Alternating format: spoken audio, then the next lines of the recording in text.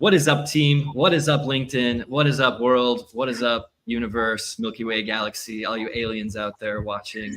Welcome to afternoon Wednesday of Rebel Code Live. It is a beautiful day here in Rio de Janeiro. We've got Michelle Smith on the other quadrant here of our live. Now, she is CEO and executive coach of a company called Better Possibilities, where basically they go into organizations, help with leadership development, getting your teams performing at 100%, communicating better, innovating more, basically turning your team and leadership into a bunch of rock stars. That's what I'm essentially saying here. So I love talking with Michelle. We always have so much fun. She has great energy.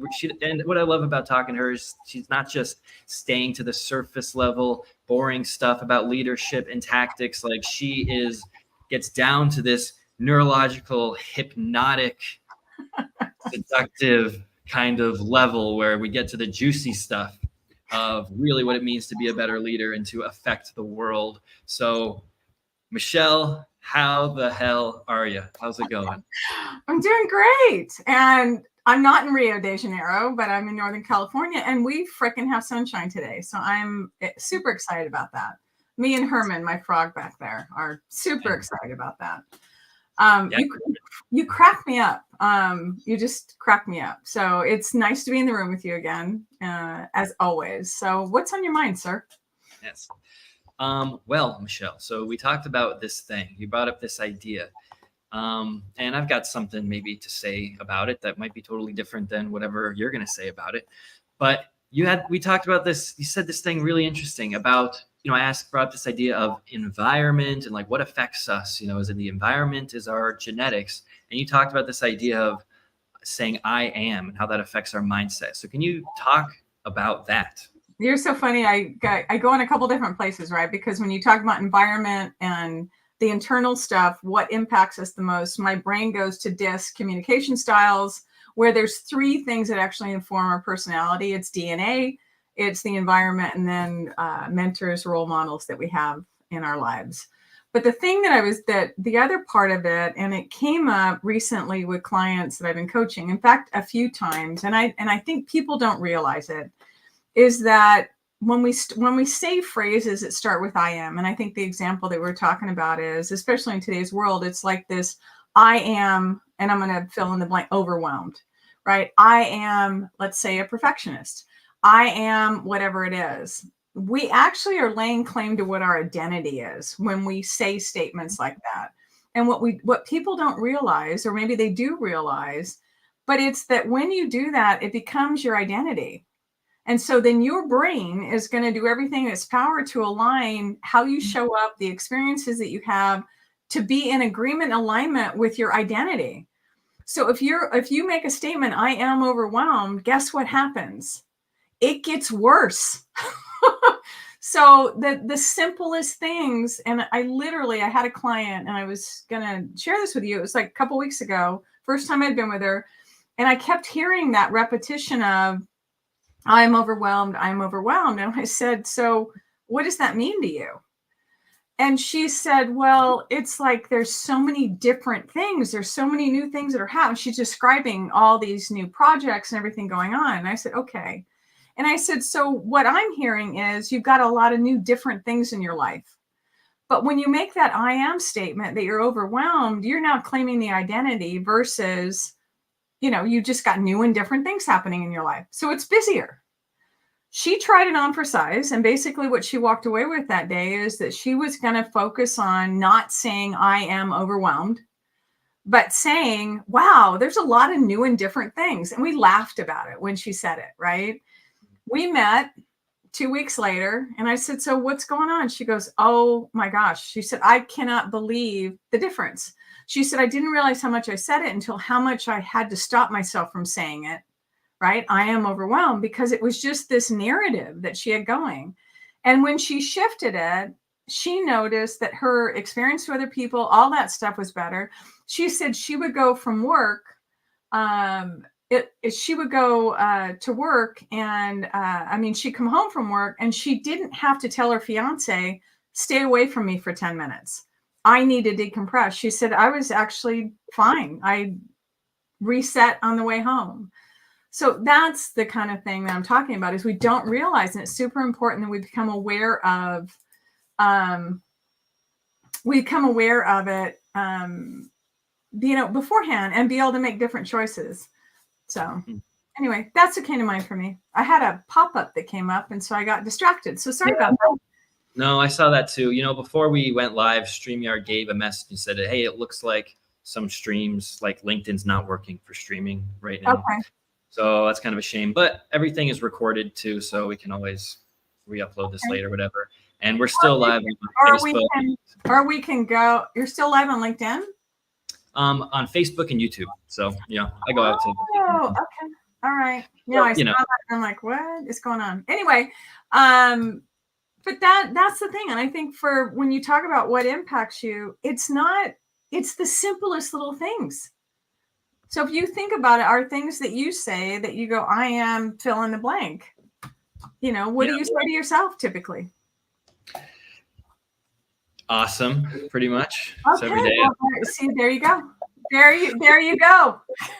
Yeah, I guess the other thing that I was thinking about this, it actually is, completely directly related to what you said, but because I have this practice. I have a practice that I have a technique that I use daily, nightly, that I use to bring me out of this identity of who I am and the world, and bring me back to the centered place of God, of kind of nothingness, of letting go of all of this fear and anxiety of life, to really remember who I am. And what I do is I'll sit in a kind of silence when I'm doing a meditation and prayer and other things, and I start with saying this, this I am Ryan, or I am whatever I am, and then I go, I am this, I am this, I am this, and then I go to I am. I am. I am. And then it goes to I. I. And then to nothing. So it's like you go level by level, stripping your identity, and you get to this place of just of this nothingness, of this God sense, this like back to your center, to your root. And I just find it's just such a, it's these kinds of practices of bringing yourself back, out of the identity, the ego, the attachment kinds of things. And I love all that. I have a massive, massive ego, and I love it, and I use it for everything. But, you need to come back into this remembrance that you are really one with everything, and you are everything, and that you can detach from that. That's not that anxiousness doesn't have to be there. So I'm really glad, you brought that up, because I'm curious. Well, I love that, and I'm wondering, because I can imagine, but I'm going to ask, what does that do for you? I mean, what does that do for you in the whole scheme of things if you think back to a time when you didn't have that practice?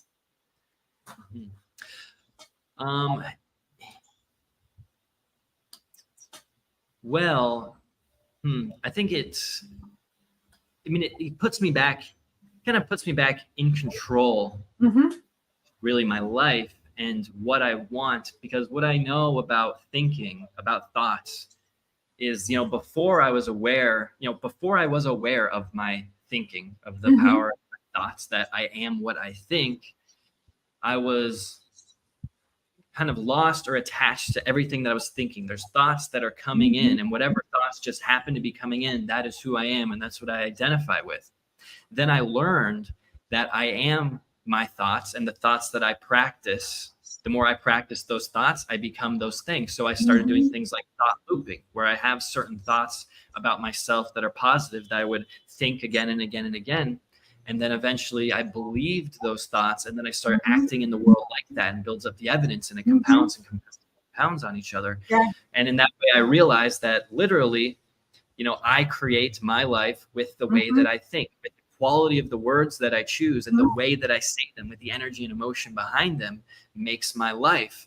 And to me, it's the most important thing about life, about success, about anything, is realizing that all the thoughts coming in, they're not yours. They can just come in. They're not, you don't have to believe them. Really, you believe, whatever thoughts you choose to believe. It just takes practice. And to me, that is life. That is the whole key to life. That's the key to God, spirituality, whatever. And there's some more I can say about that that'll come up later. But yeah, that's it. And then when I come back to nothing, I can remember too, it's just kind of the other end of the spectrum.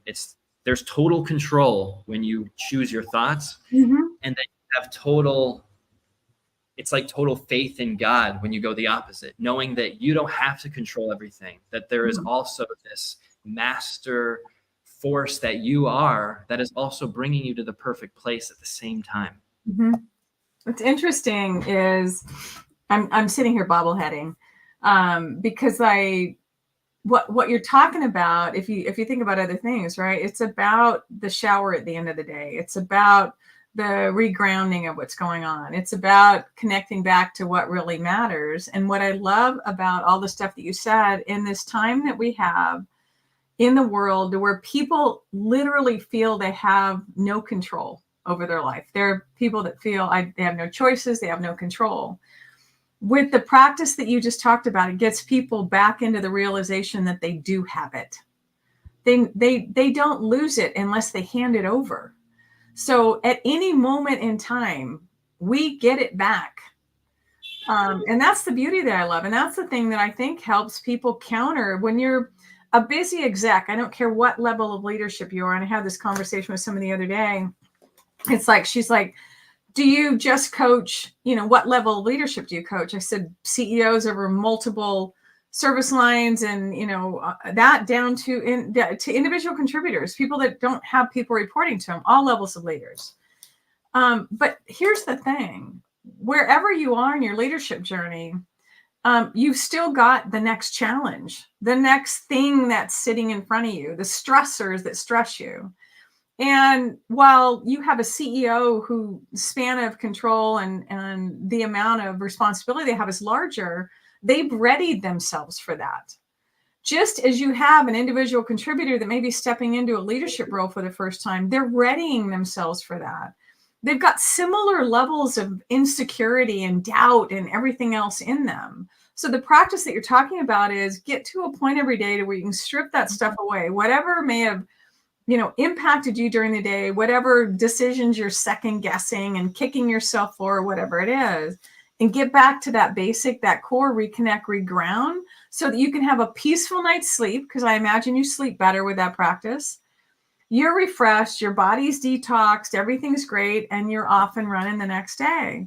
But a lot of times people don't do that. It's almost like going on vacation. You packed your bag, right? You come home, you never unpack your bag, and you just put more crap in your suitcase to go to the next trip.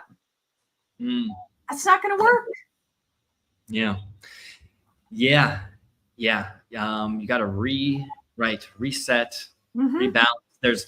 So important. So I realized there's something that used to happen when I was a little kid and is maybe, generic and normal as this sounds. It came after, I'm pretty sure, well, actually, it didn't even come from the Secret, that movie, that philosophy. It came because I grew up in a universal kind of church, of really a religion necessarily, but we adopt practices and beliefs from all kinds of religions. But one of the things that I learned as a kid was just about gratefulness and being thankful for what I've got, and then it was something, and then just about saying that I was going to have a great day the next day. And it started off very basic. And I remember, distinctly being a kid, starting at 10 years old, I realized that if before I go to bed, if I say thank you, thank you God for my mom, dad, my brothers, and my dog, and thank you for my life, and bless the world and my mom, dad, and this, and I'm going to have a great day tomorrow. I saw the link that when I said that, I would have that great day the next day. Yeah. And then times when I didn't do it, or I forgot, or I don't know if I had a bad day necessarily if I didn't, but I know that whenever I did say that, it was a direct link that I had a great day the next day. And it was just such a, I was like, wow, no, I really have this power, my thoughts and energy. It's true. It really works like that. So there's that. And then this other thing. There's more. So Wait, there's more. Do I get the Ginsu knife set? I didn't even want to like say that. I mean, that just kind of like came. But what I really wanted to say is this. I think leadership, when it comes down to like the core, the most important, I don't know, part or aspect, it seems like leadership is like this kind of quiet confidence and quiet stillness that you have. And that's what makes you a great leader.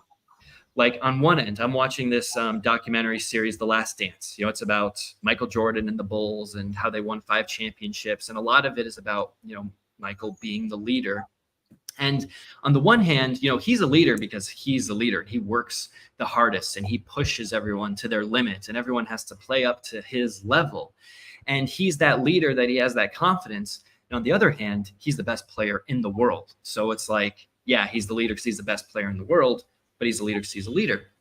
But then, also being a leader, it doesn't necessarily, it's not about having the skill. I don't think that's the most important part, because there are people that walk into rooms that they are very obviously have something different about them, and they kind of command this kind of attention and respect without saying anything and without needing it or asking for it. And they could not be skilled at all. Like I think of, I'm pretty sure it's like Andrew Carnegie, this guy did the whole steel thing back in the day. Yeah.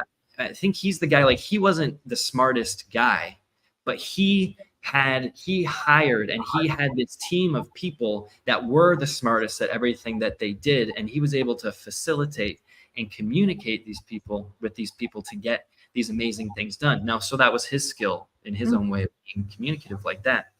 But when I think of myself and I think of my ability to walk into any room or go play a sport that I really suck at and be around people, like I'm still me, and I still have this powerful presence, even though I suck at things.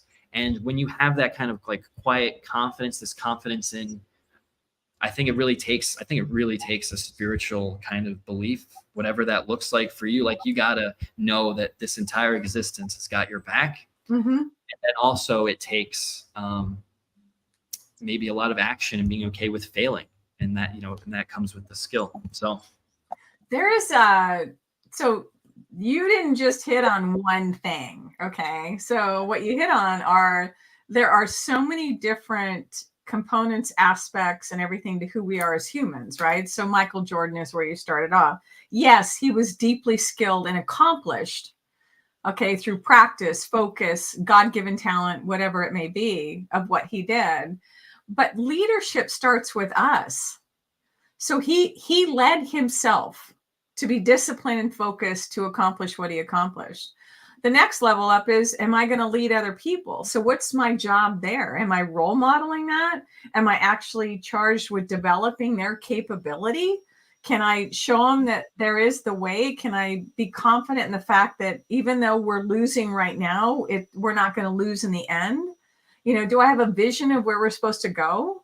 So I think there's different levels of leadership. There's a video on YouTube. It's the lone nut, the leader on the hill, that the guy's dancing and so, crazy dancing on the hill. And then someone joins him, and then all of a sudden people start joining and they're dancing, crazy dancing on the hill. Well, the thing is, yes, you saw that. So the whole idea is the leader's not the important one. It's the first follower, right? So that's what they talk about, is that you're not really a leader until you have a follower. Of course, that's beyond yourself. So it's like, what does it look like to have that? What does it look like to influence, bring people along to where they have a shared vision, or they can see your vision of what it's going to be? They buy into it. They're going, yes, this is my path to, I'm willing to commit my time and my energy to doing this thing. But the other part of it too is to be part of leadership. I think that shows strength and courage is vulnerability. So if you're going to go out and play at something that you suck at, okay, then you're being very vulnerable and very transparent about who you are. And that takes courage, because not everyone's going to want to go out and do something that they suck at. But people have more respect for you because you're showing up as your authentic self when you do that. But that's about leadership. It's like going in, I think one of the biggest challenges that leaders face is this narrative they may have going that they have to have all the answers. And can you imagine that kind of responsibility? There's not any one human that could have all the answers, even the most intelligent human. Because not only that, if they have answers to basic questions, they only have their perspective. So you have to involve other people in what's going on. So I think for me, leadership, as long as we can shift this view that some people have, that leadership is like this, right? I'm up here, the team's down here, and then I climb up a ladder, right? And what happens is you put yourself, either you're on at the lower position or you're the higher position, and then dynamics change of the people that you engage with on your team. So for me, I remember going into, it was the role that I had as a leader right before COVID hit. I had 16 direct reports, a new team. We had just formed like 2 months before COVID hit. And we were dispersed all over the healthcare system that I worked for. So when I brought them together, because it was teams that had, I think there were three separate teams that had never worked together before, brought them together. And one of the things that I shared was, we're all here on this level. We're all going to pitch that we would have skin in the game for our goals. We weren't divvying those up. We all had the pot of goal that we had at the end of the year that we were striving for. And one of the people on the team said, what if we have people that don't pull their weight? I said, well, that's my job. That's my job, right? We've all got the same skin in the game, but we all have different roles and responsibilities. So if we can step into it that way, to where it's not this, I'm better than you or I'm higher up than you, but we're all equal team members and we all have different roles, it's less daunting for people that put themselves in this, I'm the leader and have to know all and do all. So. Wow.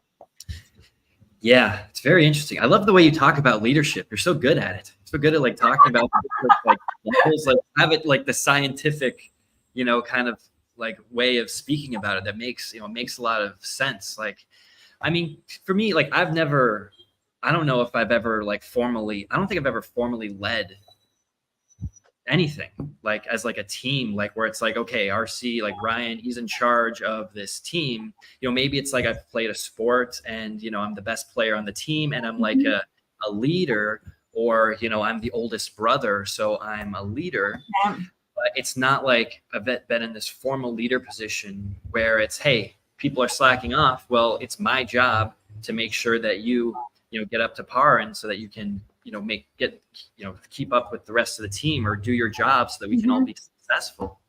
And until now, or in the future or whatever, until that happens, I'm very self, like everything to me starts with the self. There are some philosophies out there, like one of my best even friends and like clients, he probably could even be watching right now, one of his biggest philosophies is put others first.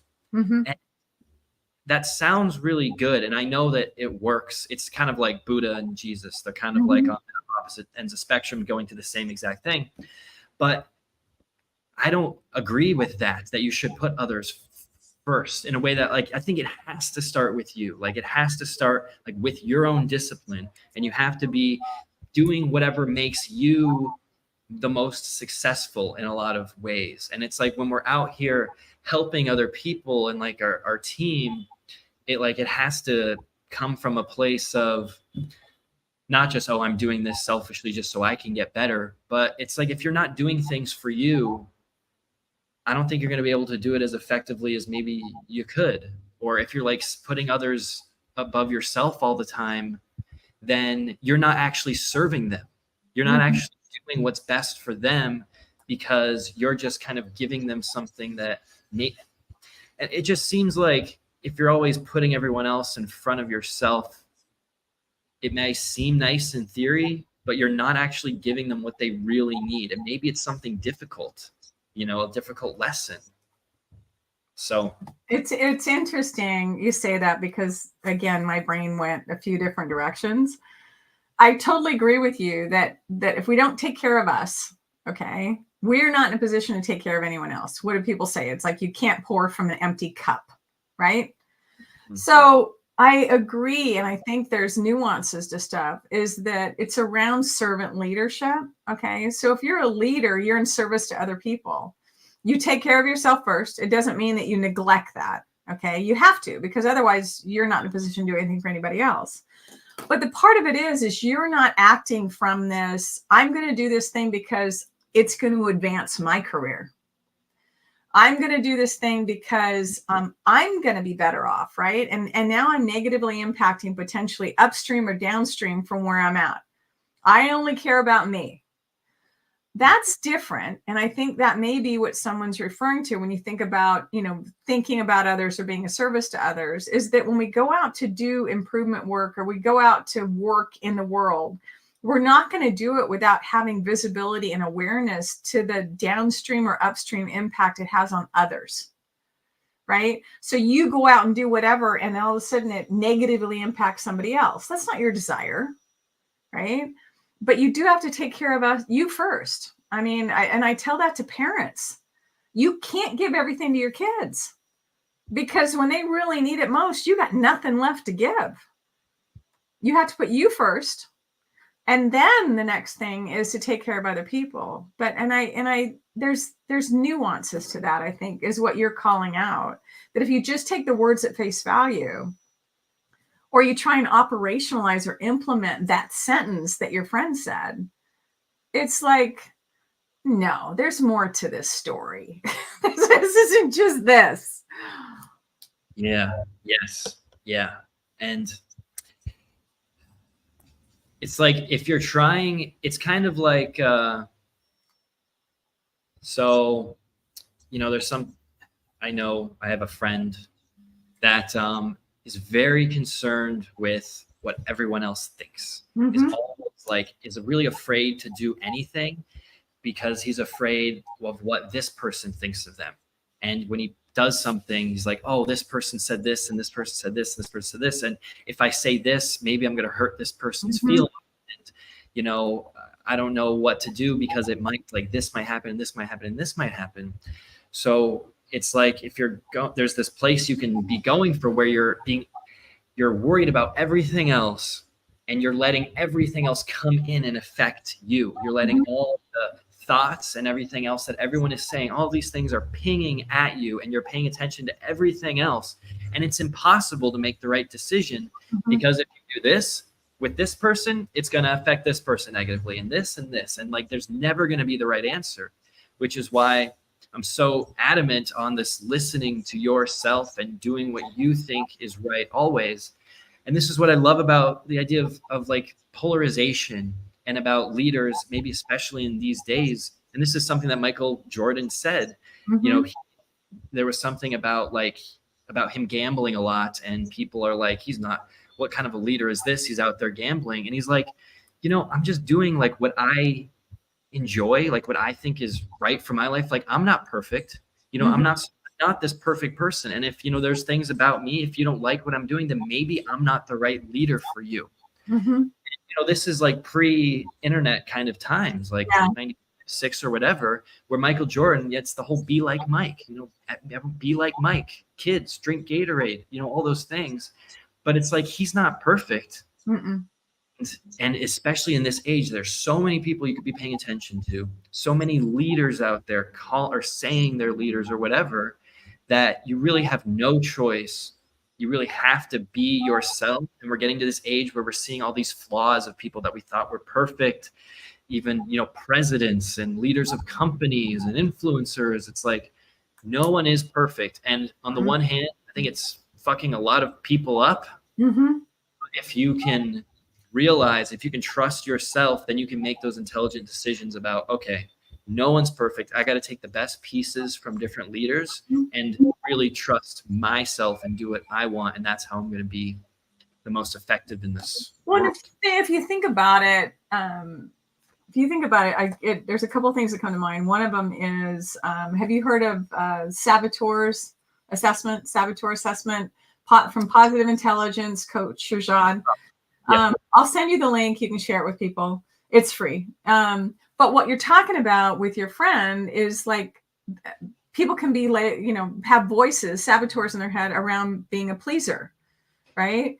And what happens in those situations is, if that person's a leader and that's one of the voices they've got going in their head, a saboteur, you will find that they'll make a decision and then they change the decision and they change that decision and they change that decision. So now all of a sudden you're following a leader who is like a moving target on what the decisions are, because then they find out different information and they change their perspective or what they're going to do. But the saboteur assessment gives you some insights into, these are not who you are, right? In the assessment, if someone decides to take it, these are voices that are in our head that are influencing us, that have been there since childhood. And one of the things you talked about your practice is you're literally shutting up all that noise and those saboteurs that could be there from childhood, and you're silencing them and just getting back to you. I'm me, right? You're not going to listen to voices in the head. And oh, by the way, the easiest way to stop them when you got all this narrative going on is just laugh.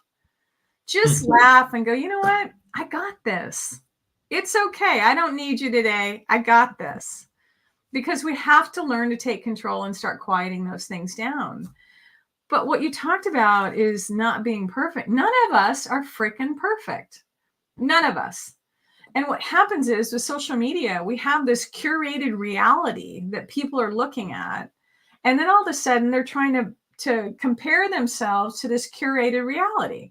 It's been edited. You're not going to see the bad stuff. You're only going to see the good stuff, and we're all fun. And you're sitting back, not having even a glimpse of the fun, thinking that your life is a polar opposite of somebody else's, when the reality is you're probably pretty similar. You're just not posting it on social media that way. And it can be disheartening for people when they believe that that's real. So for me, it's like, rejoice in the fact that someone's having fun, but don't think that that's the whole picture, because it's not.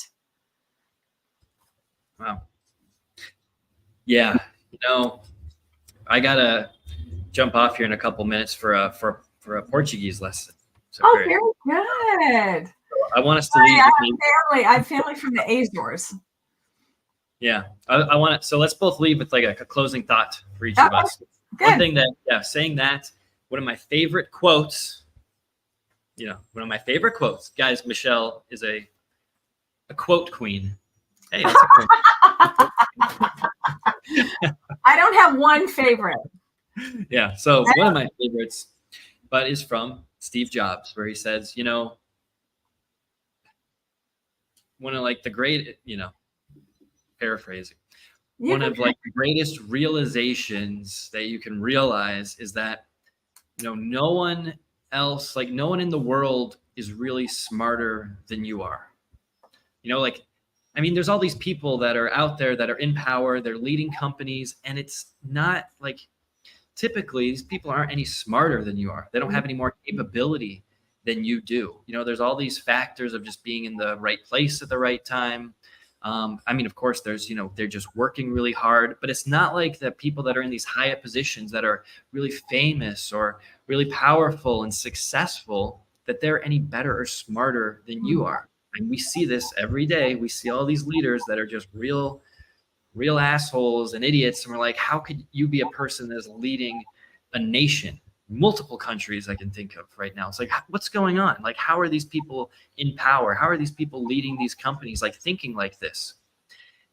So, but it's like, okay, it makes sense. Cool. They're good at what they do. So it's just really comforting to really realize that, because I bet, and I know one of the reasons why people just aren't successful or go after these things, because they think they just don't have it, that they just can't do it. But you can't.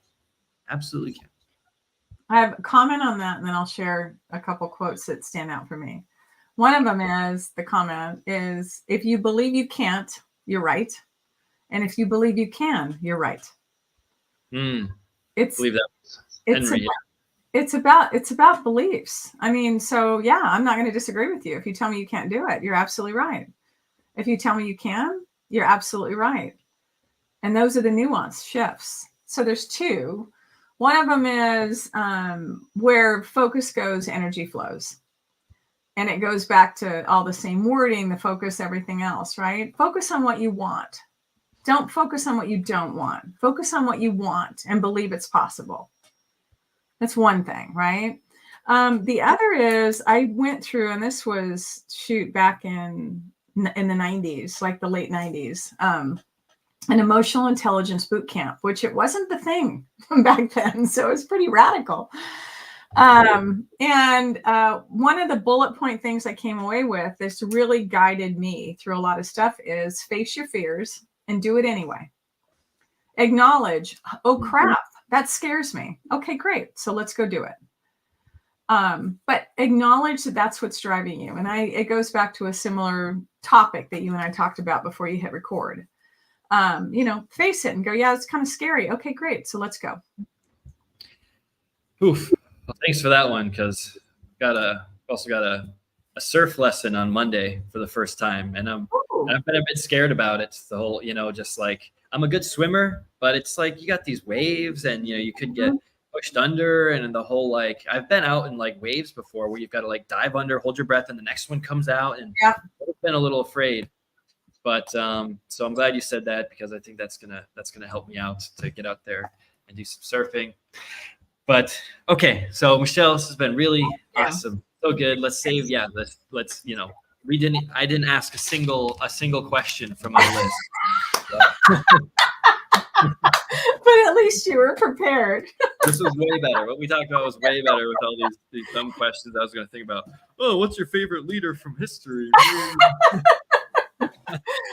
It was fun. It was fun. Okay. I appreciate you, sir. Yeah, for sure, Michelle. Whole human. See you all out there next time.